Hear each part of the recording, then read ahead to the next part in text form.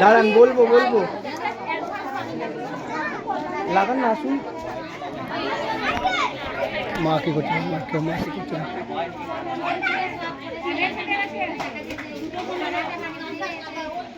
ওকে, এরপর আমার দিকে একবার ঘুরুন, আমার দিকে একটা ছবি নেবো। রেডি? ওকে, ঠিক আছে। কাকিমা আসুন। বুবু একটু কাছায়, বুবু একটু কাছে।